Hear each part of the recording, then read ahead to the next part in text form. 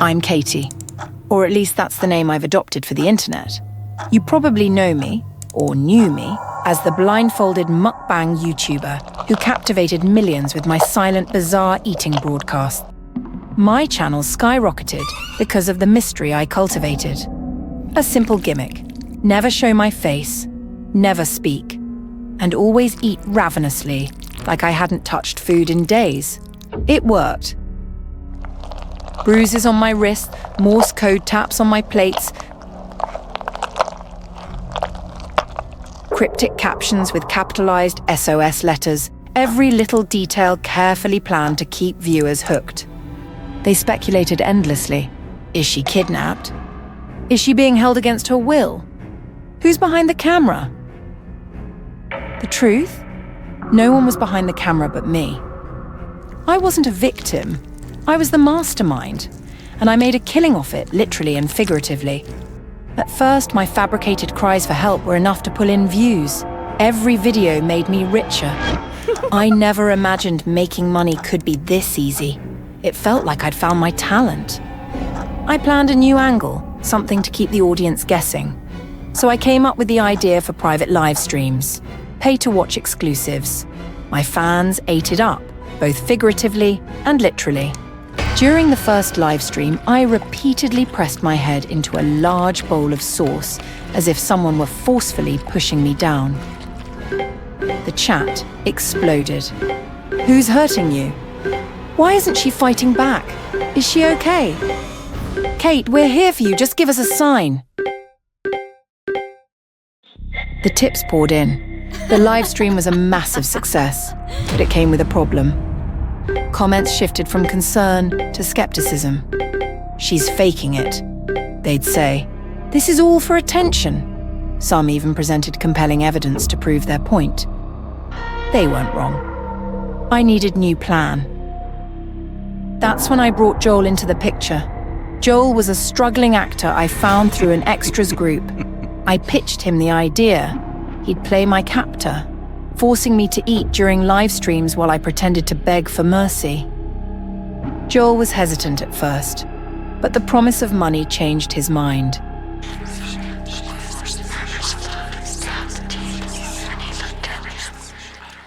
Our first joint live stream was electric.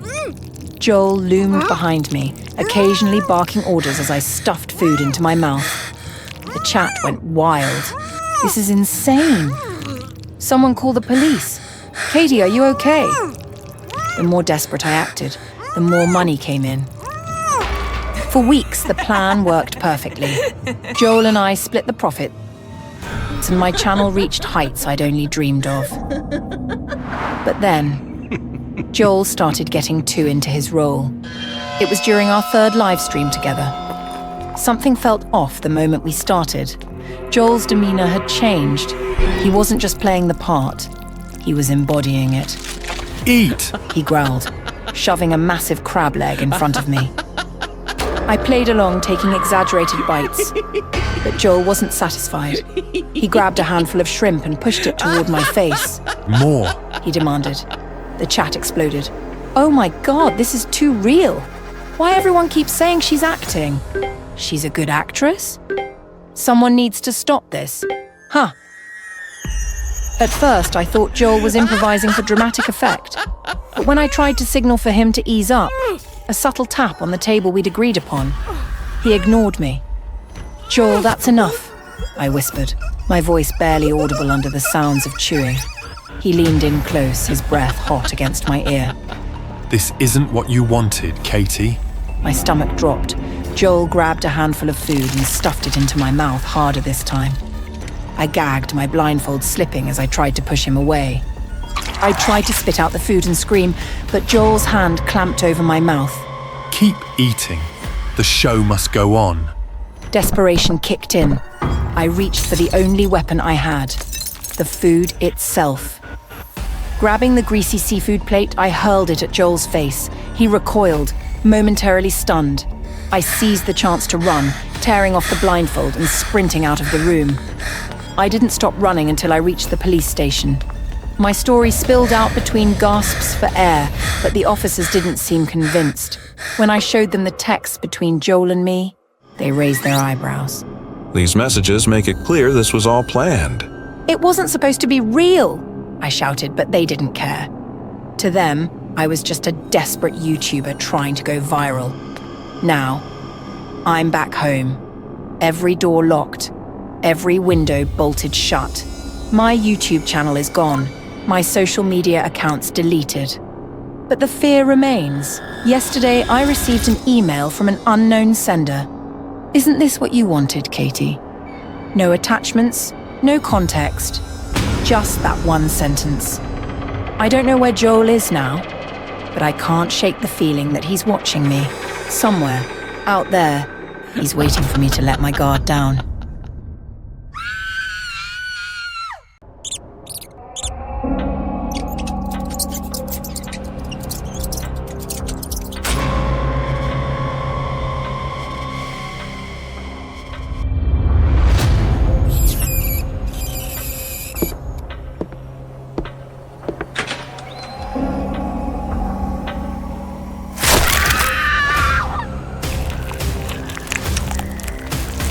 Even though I've tried many kinds of raw meat, I have to admit this chef's skills match my taste perfectly. The fish melts in my mouth with a sweet flavour and a faint hint of blood. Mr. Davis, you're quite the gourmet. Very few people can handle raw puffer fish without any preparation like you do. You could say I'm addicted to eating raw meat. I enjoy the fresh taste and the natural flavour of it. Eating raw meat makes me feel excited, like a predator. My mother is the one who trained me to eat raw food. Isn't that right, Mum? Don't joke around like that in front of adults, dear. When I was 7, my father passed away suddenly, which sent my mother into a crisis. She blamed me for everything, her pain, her misfortune. Even now, as an adult capable of supporting the whole family, the distance between my mother and me remains unbridgeable. You don't look too well. Your digestive system probably hasn't adjusted yet. A glass of wine will help you feel better. This is Charles, the private chef I recently hired. His cooking skills are flawless, and he's also very observant. Truthfully, I'm feeling a bit uncomfortable, but the sweet aroma of the wine makes me feel relaxed. I suddenly want to share my thoughts and be heard.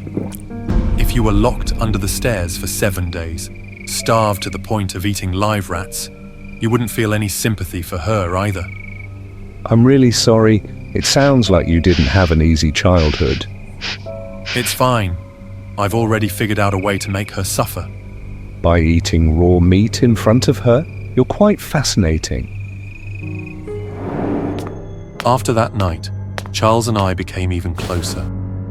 Charles quickly understood my health condition and knew my desire to replace my daily meals entirely with raw meat. So he prepared a suitable menu to help my body gradually adapt to this new diet. The first dish was blue rare beefsteak. Both sides of the meat were seared just enough, served with butter sauce and a sprinkle of pepper. The meat remained fresh and tender without having an overpowering metallic taste. Watching the look of discomfort on Carolyn's face made the piece of meat in my mouth taste even more delicious. After my body had adjusted to digesting blue rare beefsteak, Charles started preparing dishes that were progressively rawer over the next few days. First, he served steak tartare, completely raw minced beef. Then came basashi, a Japanese dish made of raw horse meat. And the final dish, the graduation meal from my raw meat training, was shiru, a dish of live fish. Watching the little fish squirm on the soup spoon, I suppressed the guilt and a flicker of fear before eating them. Davis, you've lost your mind. This is not something a human being should be eating. Why not? Charles's skills are impeccable. This tastes 1,000 times better than the live rat I once ate. Charles, this is all your fault. You're corrupting my son. What kind of monster are you trying to turn him into? Pumpkin, gouge his eyes out for me.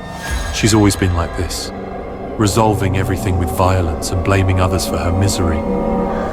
But this time, I won't just quietly endure. Davis, your hand. It's just a small cut. Davis, did you really hit your brother because of a servant? He's nothing but a bloodthirsty monster. You should stay far away from him. I couldn't take it anymore. What absurd delusion was she having this time? Forcing me to see a hairy ape as my brother and demanding I abandon the only person I could confide in. What a joke. I returned to my room and quickly treated my wound. Looking at myself in the mirror, I finally realized something. Ever since switching to a raw meat diet, I feel stronger. My complexion looks healthier and my teeth seem sharper, like a true predator. Pumpkin! Pumpkin, where are you? What is she and that crazy monkey up to now? Has the monkey gone missing? That's fine. I should thank whoever got rid of my little brother. Davis, it's me. I opened the door for Charles. The metallic scent of blood mixed with herbs wafting from the tray in his hands piqued my curiosity.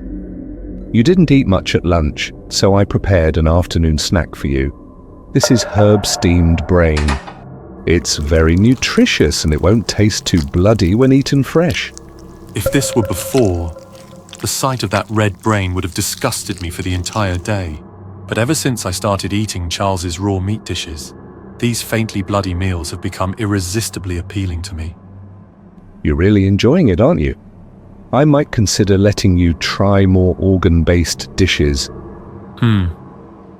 Charles, you devil! Get out here and pay for what you've done to my son. Davis, do you even know what you just ate? That's your brother's brain. I looked at Charles in shock. I never liked that crazy monkey. But what possible reason would Charles have to do something so cruel? Kill him for me. Everything happened too fast. Before I could think, the servants stormed in and attacked Charles. Had everyone lost their minds? Who's the real master of this house? I shouted. Stop this at once! The last word caught in my throat as a cold, piercing sensation spread through my chest. I'd been shot? How was that possible? You ate your brother's brain and defended the devil who killed him. You don't deserve to be my son. That crazy woman. Thanks for saying it for me, Charles. It seems he's stronger than I thought. My body felt weak and drained as darkness slowly enveloped me. I thought I was dead, but a sharp pain in my fingertips jolted me awake. I was still alive. You're alive. Don't be surprised. It's something an ordinary human couldn't survive, but for a vampire like me, it's child's play. Looks like my blood suits your taste, huh? I bet you had quite the feast. Aren't you scared? I was calmer than I expected. There had been so many strange signs, and now that Charles's true nature was revealed, everything started to make sense. Here's the next dish in your blood replenishing menu. The liver of the one who shot a hole in your chest. Even though I knew where that liver came from, I didn't feel disgusted. On the contrary, it made me even hungrier. Perhaps I had already become a bloodthirsty monster like Charles. Charles looked at me with satisfaction, his eyes glowing a fiery red. Your blood, the blood of someone who only eats raw meat, is the finest I've ever tasted. When I first started working at La Belle Cuisine, I thought I had a chance to prove myself in the world of high-end culinary arts. But dreams have a way of souring in the harsh reality of kitchen life.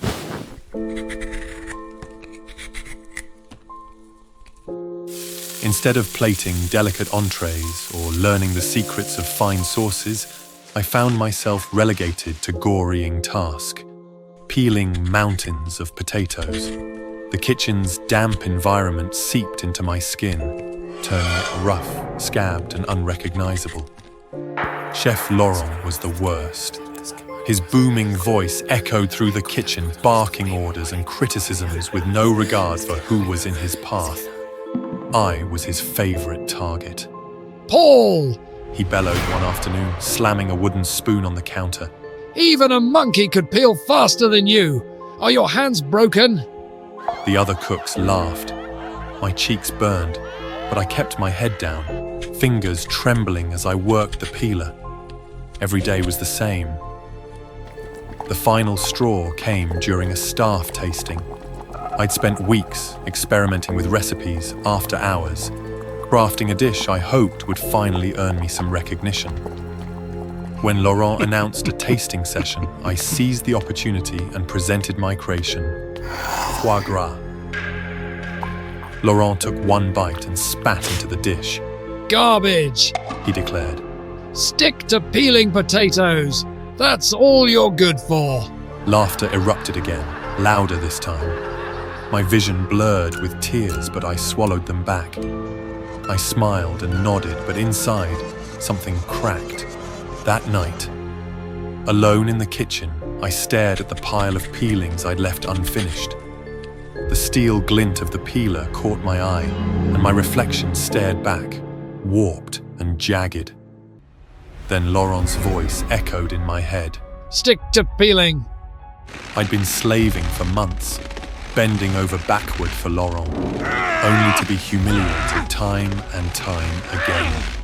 If all he saw in me was someone to scrape and discard, maybe I'd give him exactly that. I threw myself into peeling, my knife flashing through tuber after tuber, sweat dripping from my brow onto the growing mound of mashed potatoes. My hands, calloused from relentless labor, began to ache. Without realizing it, the blade slipped, slicing through one of the hardened calluses on my palm. The sliver of skin fell onto the pile of potatoes, almost indistinguishable from the starchy flesh.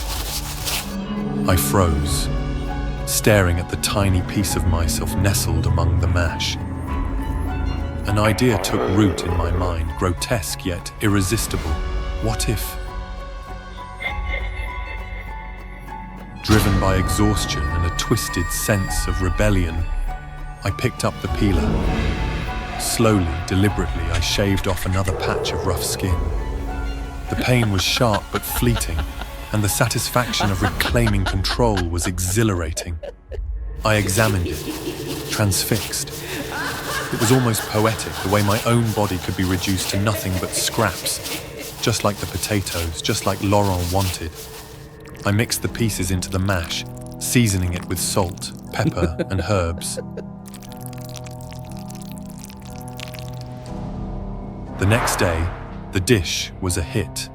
Customers raved about the unique depth of the mashed potatoes, praising Laurent for his ingenuity. He basked in the accolades, his chest puffed out with pride, while I stood in the shadows, silently savoring my secret.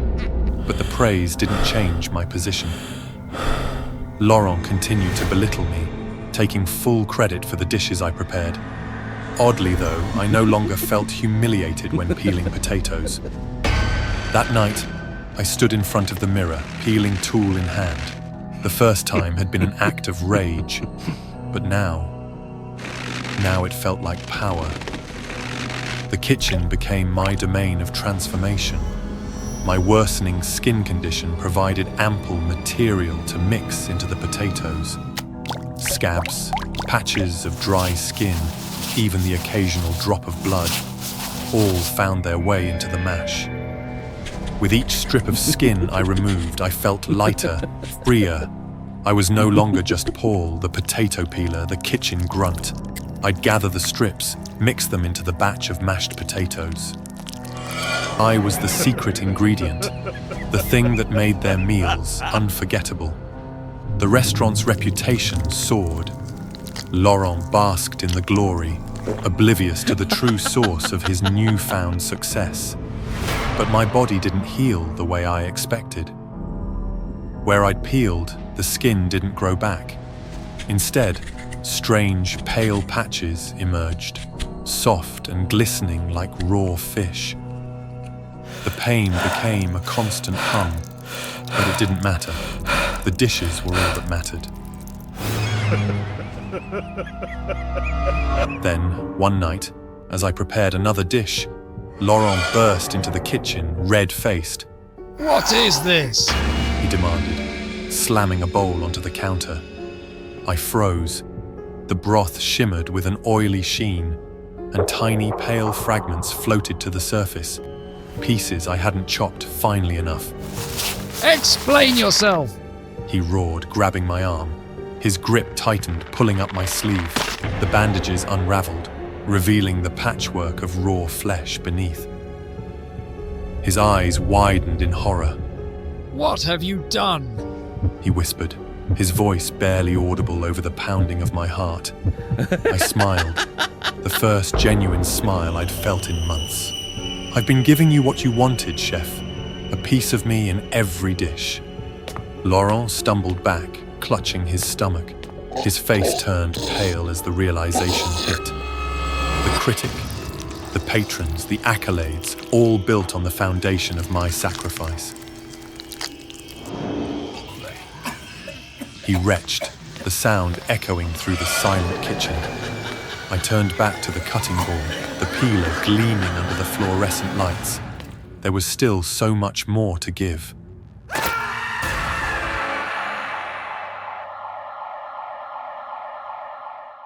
It started with one can, just one. The first sip sent a surge of vitality through me, a spark that burned brighter than anything I'd felt in months. That was when the obsession began. I convinced myself it was harmless, just fuel for late-night gaming. But soon, one can became two, then three. By the time I saw the poster for the Prime Energy Challenge, I was already averaging 6 a day. Whoever drinks the most cans in an hour wins, the poster declared. A year's supply of Prime Energy and $10,000 cash. It felt like destiny. I started training immediately. Every day I pushed my body further, guzzling can after can until my stomach felt like it would burst. My body adapted. At least that's what I thought. The sleepless nights, the jittery hands, small prices to pay for greatness. The day of the competition, the stage was electric. The air buzzed with caffeine-fueled excitement as the crowd roared, their energy feeding into my already over-amped nerves. My chest puffed out with confidence. Opponents lined up beside me, but I barely acknowledged them. The announcer's voice boomed. Are you ready? The countdown began. 3, 2, 1. I cracked open the first can, chugging it like it was water. The carbonation burned my throat, but I welcomed the sensation. The crowd cheered as I slammed it onto the table and reached for the next. One by one, the cans disappeared. My training had paid off. My hands moved on autopilot, my throat a tunnel for the sugary liquid. 10 cans in, and I felt invincible. But by the 15th can, something shifted. My stomach, bloated and taut, churned ominously. Each gulp sent a wave of pressure surging through my body, the carbonation fighting for space in my overloaded gut. Still, I pressed on. The crowd's chants grew louder, their enthusiasm drowning out the alarm bells ringing in my head. I could taste the finish line. Victory was within reach. Then came the 16th can. As the liquid hit my throat, my body rebelled. I gagged, the carbonation bubbling up faster than I could swallow. Panic set in as I tried to force it down, but my body had had enough. With a violent heave, I spewed a torrent of fluorescent liquid across the stage. Gasps erupted from the audience. I collapsed to my knees, clutching my swollen stomach as the announcer declared the winner. 3rd place. After everything, I was only good enough for 3rd. That night, back in my apartment, the humiliation burned almost as much as my stomach. I hadn't eaten all day, yet I felt fuller than ever. My gut was a rock, stretched tight and unyielding. Sleep eluded me. Each time I closed my eyes, I could feel the energy coursing through me, keeping my heart racing and my mind spinning. By the 3rd night, the effects began to show. Sweat poured from my skin in an unrelenting stream, soaking through my clothes and sheets. My pores seemed larger. When I ran my hand over my arm, it came away slick and glistening, as if my body was leaking. Then came the blisters. Tiny water-filled bubbles erupted across my arms, chest and neck, itching and burning with every touch. I tried popping one, but instead of relief, more fluid oozed out, drenching my already saturated skin. I told myself it was temporary, a side effect. It would pass. On the 5th night, exhaustion finally won. I sank into a deep sleep, my body limp for the first time in days.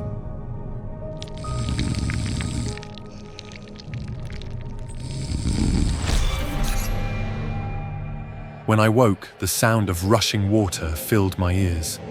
Groggy, I sat up and froze. My room was flooded. Water covered the floor, lapping against the legs of my bed. The air was humid, suffocatingly warm. I looked down at my body and screamed. Every pore on my skin had stretched into gaping holes, each one a tiny faucet spilling water. My arms, my chest, my legs. Every inch of me was leaking. I tried to stand, but my legs buckled. My muscles, once firm, had turned soft and pliable, like overcooked noodles. The water kept coming, pouring from me in an unending stream. It wasn't just water, it was prime. I could smell it, the sickly, sweet scent that had once been so intoxicating, now making me gag. The room filled quickly. Water rose past my knees, then my waist. I clawed at the walls, desperate for escape, but my strength was gone. My body, my sanctuary, was betraying me. As the water reached my chest, I looked down at my reflection. What stared back was no longer human. My skin was translucent, my features distorted by the ripples. I was melting, dissolving into the flood I had created. The realization hit me like a punch to the gut. This was the price of my obsession.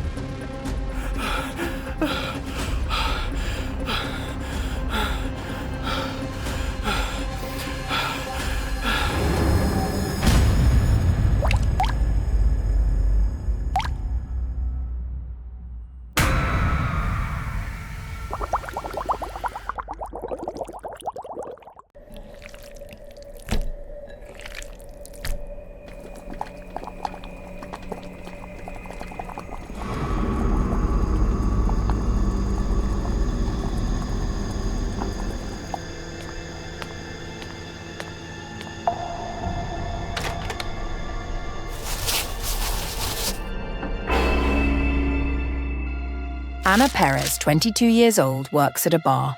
She went missing after her shift. No friends, no family came forward to report it. She's the 4th victim in the past 3 months. All the victims are women working in the red light district. All of them disappeared mysteriously, with no witnesses or useful evidence to go on. Hey, Gabby. I bought you some of those famous tacos from the stand outside headquarters. You're thinking about those missing person cases again, aren't you? Yes, I am. I keep feeling like there's some connection between the cases. There's nothing to it. The security in that area is a mess. Girls working in that district, how many of them live clean lives? Who's to say they didn't borrow money from some gang and run away? Sometimes you have to ignore the things you see. If you get too deep into it, the one who ends up hurt will be you. I understand. Thanks, Joel. I'm Gabby, a police officer. I can't turn a blind eye to the crimes happening in my jurisdiction, especially when the victims are nothing but vulnerable young women. I returned home and quickly summarized the witness statements I had collected. Spit out the piece of meat you swallowed from me! Hurry! Why on earth would I have such a bizarre dream? What on earth is the hidden truth behind all of this? Exactly 7 days later, I received another report of a missing person. This time, once again, it was a young woman named Sue, another worker from the red light district. I opened the window to get some fresh air. I noticed the taco truck had reopened today. Thinking back, these mysterious disappearances always happened just a few days before the taco truck resumed business. The string of coincidences made me suspicious. I decided to investigate. I'll take 1 taco, please. You're lucky. That's the last one I have. Is it because you only open on certain days each month that your tacos are so sought after? Exactly. My truck only opens on special religious holidays for the caster faith. Days for sharing love. Oh, nothing too unusual. Thank you. The cast of faith? Seems like she let something slip there. Enjoy your meal. Back at the office, I immediately started investigating the cast of faith that Amila had mentioned. It was an ancient sect of the indigenous people, riddled with strange and barbaric practices like many other cults. But what caught my attention was the history of caster followers being arrested for performing human sacrifice rituals and consuming the victims as a way to absolve their own sins. A chilling sensation ran down my spine. Could the taco I ate really be normal? Unable to suppress my unease, I began searching through the filling for anything unusual. After sifting through the pieces of slightly dark-colored meat, a corner of a black dahlia tattoo emerged before my eyes. It was an exact match to the tattoo on the body of the most recent victim. This taco was made from human flesh. The truth was beginning to unfold, but to secure a warrant for Amila's arrest, I needed DNA confirmation from both the victim and the meat sample. Just then, a bank officer called to inform me that someone had used Anna's credit card. Extract all CCTV footage from the area and send me an image of the suspect as quickly as possible. What's going on, Gabby? I have a breakthrough in my case. I have to go now. Joel, help me get this meat sample and Sue's hair sample tested.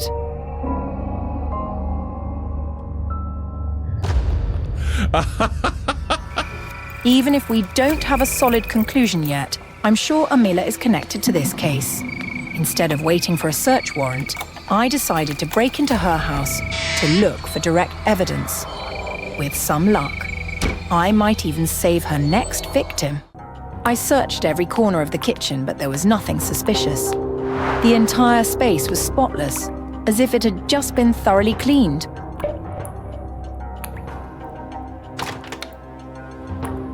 Or perhaps this wasn't where she made the human meat tacos. As I was thinking, a message from the bank officer came through. To my surprise, the person using Anna's credit card was a man. Could it be that I've made a mistake?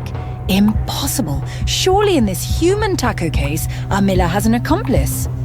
Looks like it's time to catch the nasty little mouse. Amila, how did she come back so soon?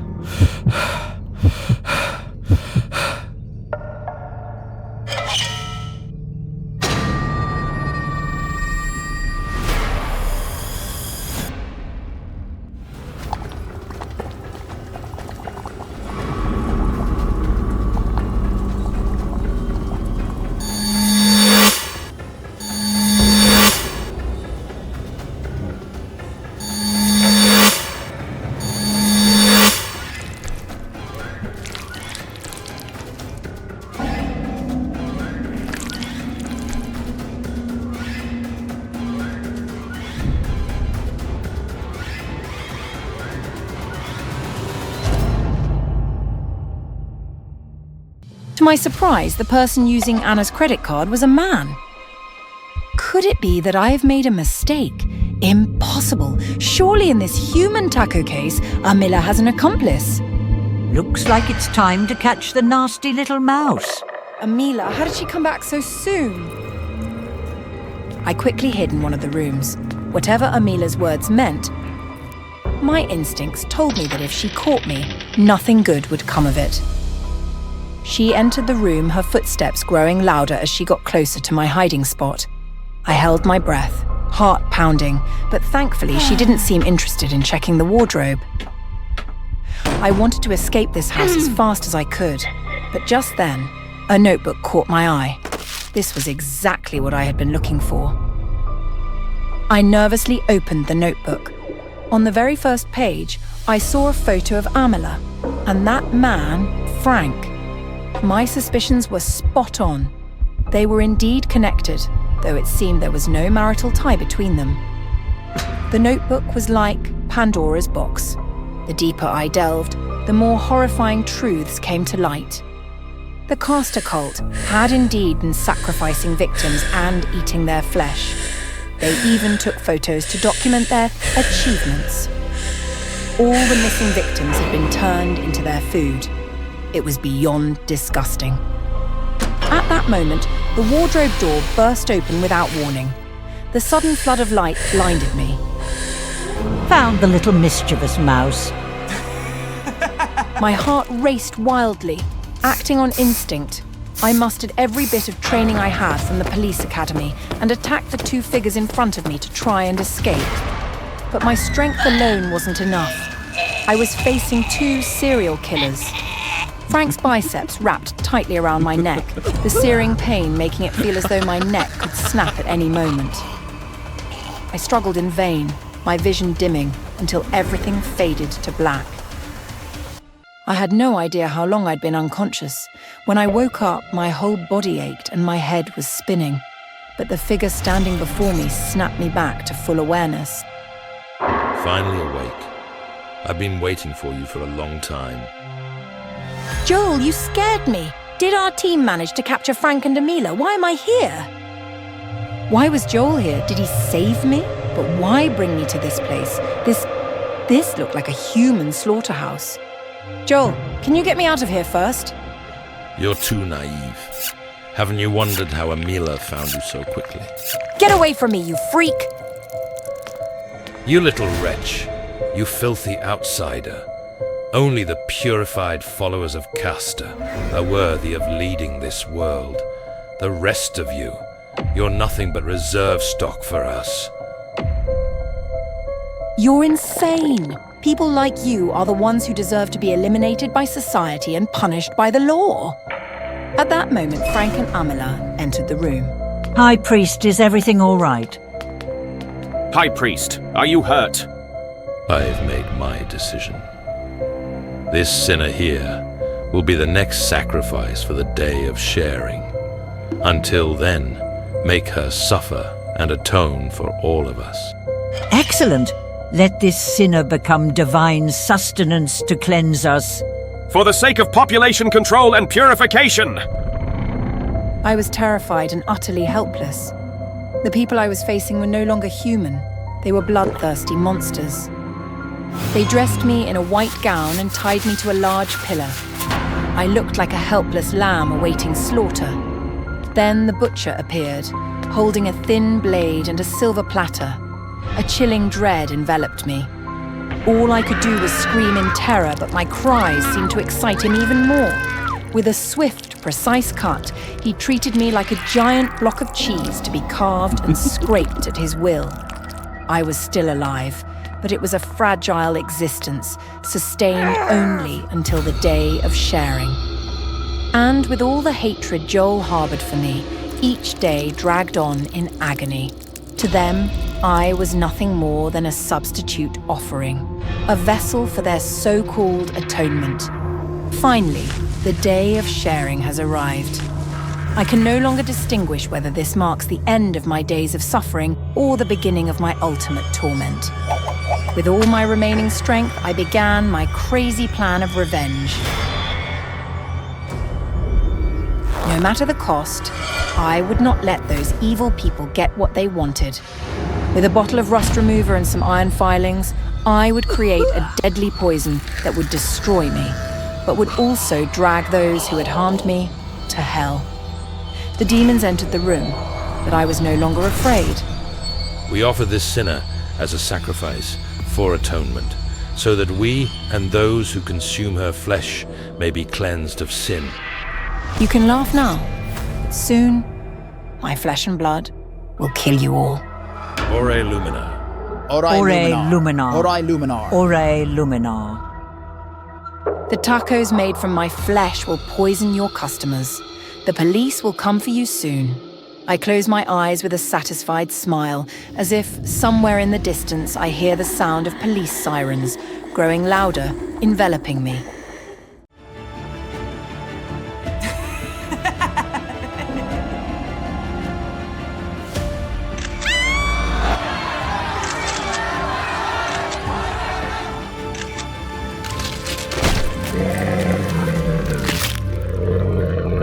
What was that disgusting creature just now?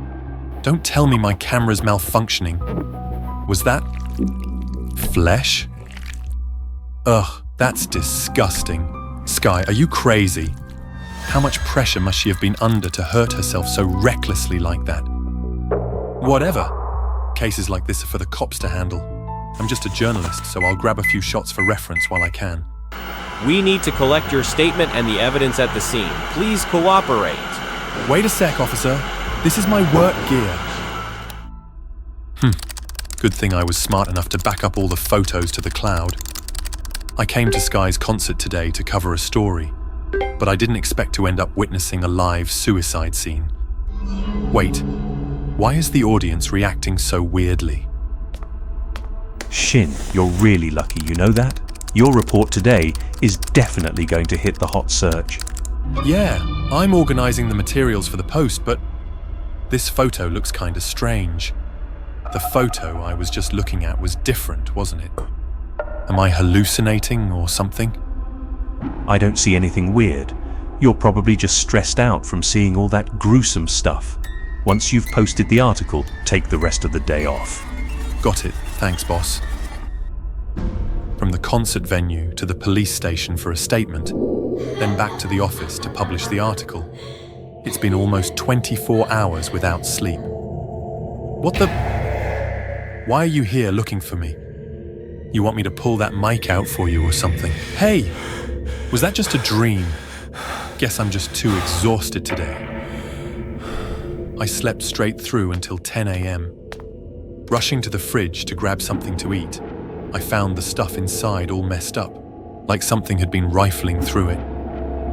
But I didn't have time to dwell on it. But along the way, I kept feeling strange stares boring into me. When I turned to look at them, they just stared back with these eerie, twisted smiles, trying to scare me. Please, I'm scarier than any ghost. Just then, the crossing signal sounded and I quickly stepped onto the street. Suddenly, a piercing siren blared, and I saw a car speeding towards me, ready to crush me. I jumped aside just in time, barely saving my life. Once I made it across, I realized I had just run a red light. But I swear I heard the signal go off. And that's when that creature appeared again. The strange hallucinations nearly killed me. I decided to take leave from work and see a doctor immediately. The results of your MRI and psychological test show some abnormalities. Look here, this is your amygdala, the part that regulates fear. But yours has calcified. It's possible you have a condition called Urbach-Wiener syndrome, which makes you unable to feel fear. It's caused by a lack of dopamine in your brain, but all your other emotions seem normal. Not feeling fear, but what does fear even feel like? Shin, I just got word that everyone who attended Sky's concert is showing signs of depression. Over 10 suicides have already happened. You'd better stay in the hospital for now. Yes, thanks boss. I'll be careful. My journalist instincts, recent experiences, and the disturbances at home confirm it. That monster is nearby. All I need to do is set up some surveillance cameras and quietly wait for the results. Another peaceful night passed without any strange dreams. I checked the fridge, and once again something had been there and eaten all the raw food. My job now was to review the camera footage and wait for my enemy to reveal itself. Everything seemed normal until 1:40 a.m. I saw a small creature crawl out of my ear. This creature was parasitizing my brain, so it's the one causing my hallucinations? Suddenly, a crimson hand appeared from behind, pulling my mouth into a grotesque smile. It was that monster. It was trying to fight back, but my heartbeat slowed and my mind was sharper than ever. The monster was so desperate to resist that it couldn't even create a complete illusion. I easily broke through it. It's time to deal with that monster. I'm thrilled. You monster!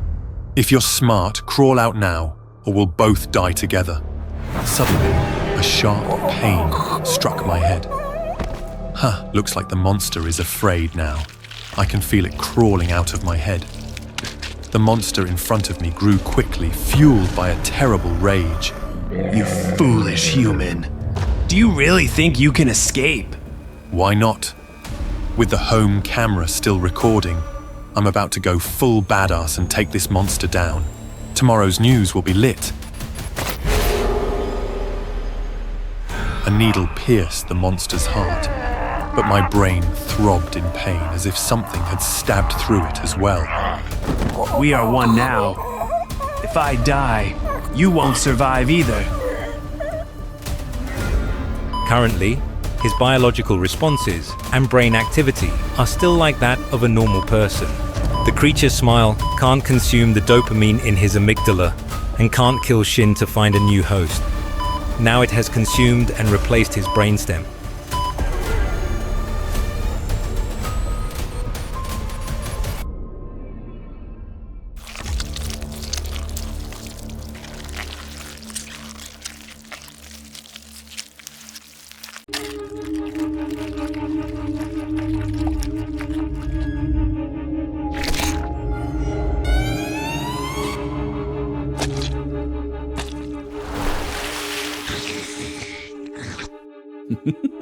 And finally, the dish you've all been waiting for is here. Today, I'm taking on the challenge of eating this giant pudding in just one gulp. Join me and let's dig in together. I'm Elliot, a pretty well-known mukbanger on YouTube, famous for my ability to devour anything with my big mouth. I slowly swallowed the massive pudding down. Honestly, it was a bit too much for me. Feeling the pudding slide down my throat, stuffing me full, and getting stuck halfway made me want to stop right there, but I had to keep going. This is the only job I've got. Finally, I did it.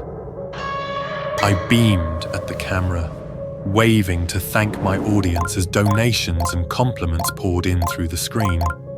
After the live stream ended, I rushed to the bathroom before the giant pudding could come back up. Today's meal was a bit too much for me. After throwing up everything I ate, I felt utterly drained. My jaw ached, and my lips and throat were swollen. The sour stench rising from my stomach made me want to vomit again. Sometimes, I feel like this mukbang job is turning my body into a food disposal machine. Eat, then throw up, never keeping anything down. But being a mukbanger has made me famous and earns me a lot of money. I have a comfortable life without needing to take on any kind of desk job.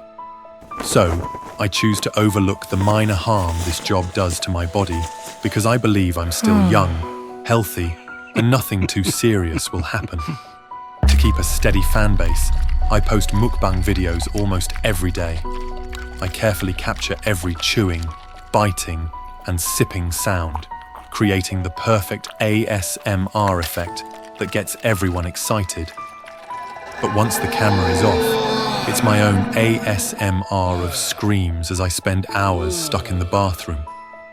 Yet I keep eating, and eating more, because my job is to make everyone feel like food tastes better. Even though I regularly throw up all the food after each live session, my stomach has been growing abnormally large. It feels a bit bloated, but it's not too uncomfortable.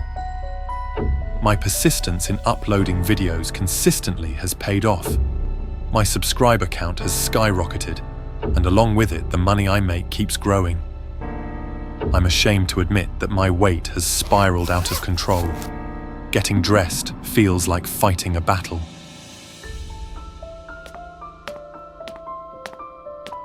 Tonight, an influencer invited me to attend a Christmas party. This is the first time I will be interacting with people in the industry, and I feel a bit nervous. I tried to appear relaxed, naturally chatting with the people around me. When the music started playing, I immersed myself in the crowd, enjoying the fun as I had always wished. But at that moment, my heart started beating fast to the rhythm of the music, my belly fat jiggling and my stomach contracting violently. A severe pain hit me, causing my vision to darken. I collapsed to the floor, unconscious.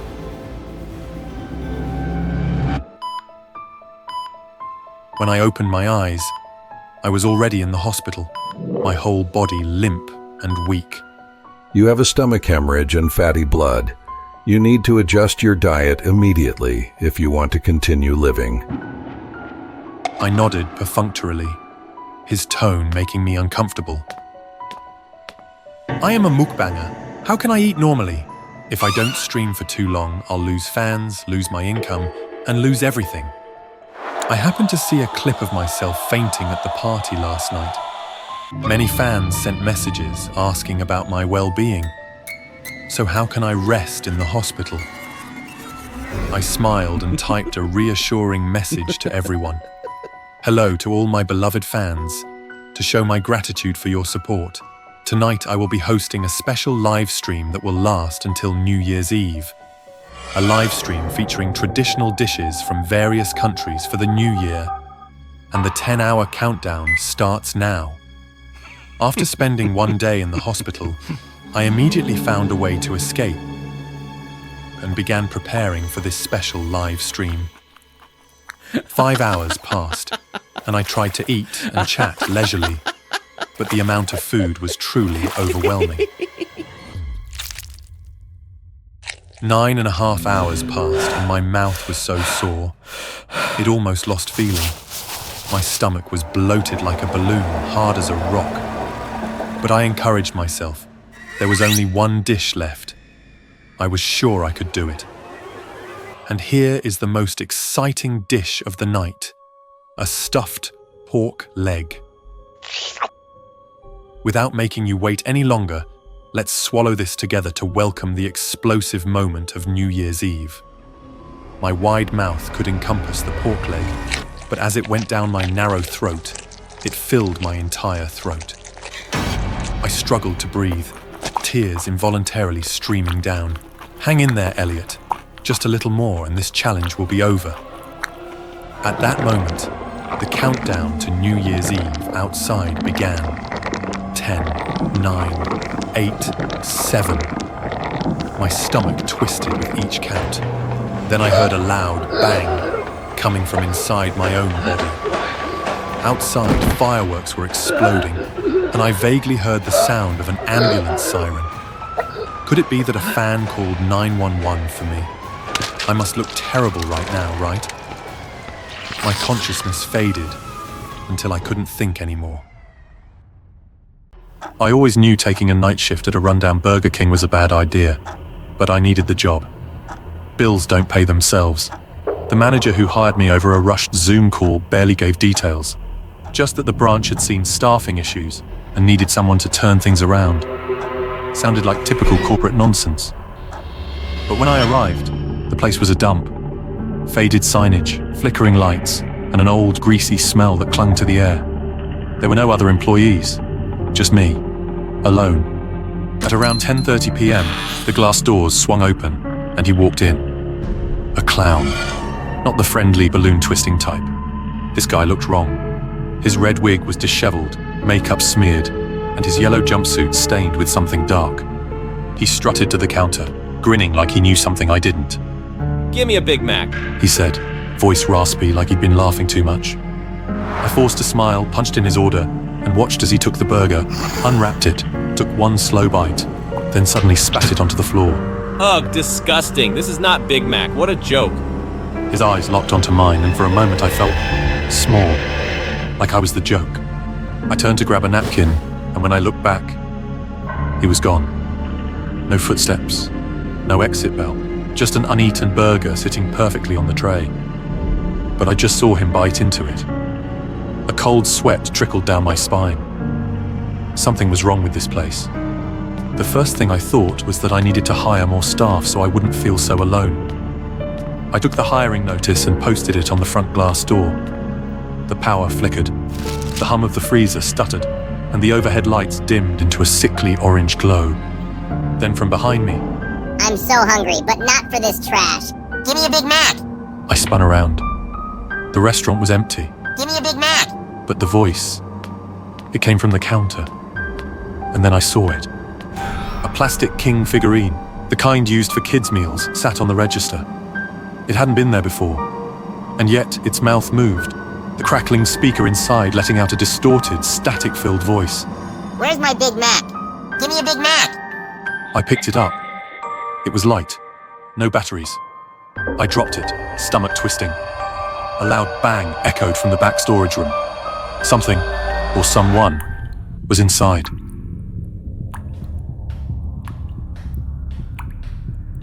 I pushed the door open, the cold air hitting me like a slap. The room was a mess. Boxes toppled over, plastic wrap torn apart.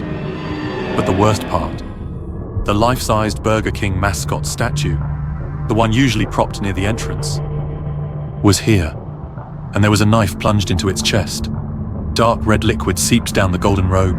It looked like ketchup at first, then I touched it. It was warm. My breath hitched. That wasn't ketchup. Then I heard it. A wet, gurgling chuckle from the dark corner of the room. A shadow moved. A figure stepped forward, illuminated by the flickering light. I saw the white-painted face first, stretched into an unnatural smile.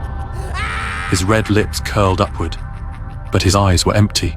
This dump shouldn't even exist. Everyone knows McDonald's runs the game. I recognized the yellow jumpsuit, the red wig, the grease-stained gloves. Ronald McDonald, or something pretending to be him. He raised his hand. A rusted butcher knife glinted in the dim light. I stumbled back. My heart slammed against my ribs. Give me a Big Mac! Then, he lunged. I barely dodged, his knife slicing through my uniform sleeve. My hands scrambled for anything. A weapon, a shield, when my fingers brushed against a cast iron pan on a nearby shelf. I grabbed it and swung with everything I had. The impact sent Ronald crashing to the floor, limbs twitching. His grin never faded. Even as his head lolled unnaturally to the side, he kept smiling. I didn't wait. I ran. I sprinted down the highway, lungs burning, until I spotted a police cruiser parked by a gas station. I banged on the window, yelling. The officers stepped out, eyes narrowing as they took in my blood-streaked uniform and frantic babbling. I told them everything, but they didn't react. They looked past me, talking into their radios. Yeah, we found the scene. One officer said. Looks like it's been abandoned for decades, but there's something else. I waved my arms. Hey, listen to me, I'm right here. No response. I reached for one officer's shoulder and my hand passed right through him. A deep, suffocating dread settled in my chest. I turned. The officers were standing by the Burger King lot. Only, it wasn't a restaurant anymore. Just a crumbling sign, half buried in the dirt. Jesus, one officer muttered. Over here. I followed his gaze and saw my own body, lying in the dirt. Gimme a Big Mac.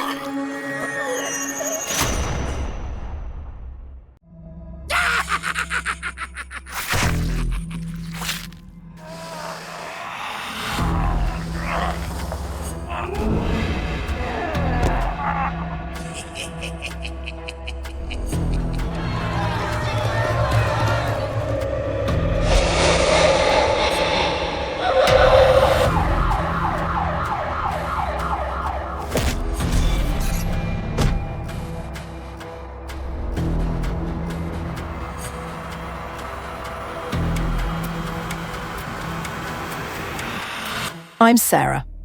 I rented an old McDonald's.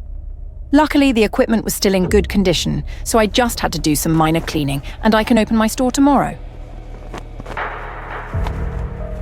While cleaning, I heard a strange noise. I followed the sound and found a Ronald McDonald statue. I'm so lucky. Kids love Ronald. I'll put it in front of the store. I'm sure it will attract a lot of children. Opening day was a huge success. We were open until 11 p.m. Everyone was exhausted, so I decided to work the late shift. This town is mostly farms, so I figured it would be pretty quiet. I was just sitting there, scrolling through my phone, when I heard the order bell. I went to the counter, but there was no one there. Maybe I heard it wrong. Just as I was about to close the window, a blood-red message caught my eye. More childish pranks? This town isn't as peaceful as I thought. I had just sat down when the bell rang again, urgently. Someone was trying to mess with me already. I stood up angrily and was about to confront whoever was doing this when it appeared in front of me. Exactly. It appeared because I had shut all the doors of the sales booth. Get out of here! She looked scary, but she was just a little girl, right? Are you hungry? Can I help you? Aren't you scared of me? She seemed so miserable. She must have suffered a lot. I replied calmly, "You're not scary at all." Suddenly, the window shattered. Was it not her ringing the bell? I looked at the window and there was Ronald McDonald staring at me with an evil grin. What in the world is happening? Run! Sully's scream jolted me back to reality, and I instinctively followed her. We dashed into the storage room, and I couldn't resist asking her, "Hey, you seem to know a lot about that creepy clown statue." She didn't respond, but floated up, sending a crate crashing to the floor. There, before my eyes, was a crate of files, full of the store's dark secrets. The clown statue is haunted by Sean. He's the one who hurt me. He would put on a Ronald McDonald costume, and since my dad was always busy, I'd come to the store alone. Sean would always treat me. One day, Sean said he would take me home instead of my dad. I went with him, but we went farther and farther, and it got darker and darker. I tried to escape, but he held me tight. I was terrified. He hurt me so badly that my soul left my body. I knew right then that I was dead. My dad thought Sean had hurt me, but he couldn't find any proof. So my dad killed him right here in front of the store. So my dad went to jail, and that guy, Sean, possessed the clown statue and started haunting me. I couldn't believe the reason this store was closed was so terrifying. Just then, the storage room door slammed shut with a bang. "Sully, don't worry, I'm here for you." The door was kicked open, and the creepy clown appeared with a sinister laugh. He wasn't a friendly clown anymore. Inside him was a monster. You sick bastard! I won't let you hurt anyone else. Even though I smashed its head in, the clown statue didn't seem to care. Its smile was so taunting. The clown could even control broken bricks. I didn't see that coming. I could only cover my head. Are you okay? I'm fine. This statue is going down. I'm going to crush this evil statue and make that pervert Sean disappear forever. I turned him into dust. Let's see if he can come back. Finally, the clown was completely defeated. Sully ran to hug me. Now she can finally rest. To give Sully's spirit peace, I called the police to the spot where her body was buried. As she wished, I also asked her father to come and claim her body. Finally, after 23 years, her body was found. Seeing the old man, her father, sorrowfully holding his daughter's body, my heart ached. This was the last comfort for him. He finally got to meet his daughter. I did a good thing, didn't I? Thank you so much, Sarah. Goodbye, Sully.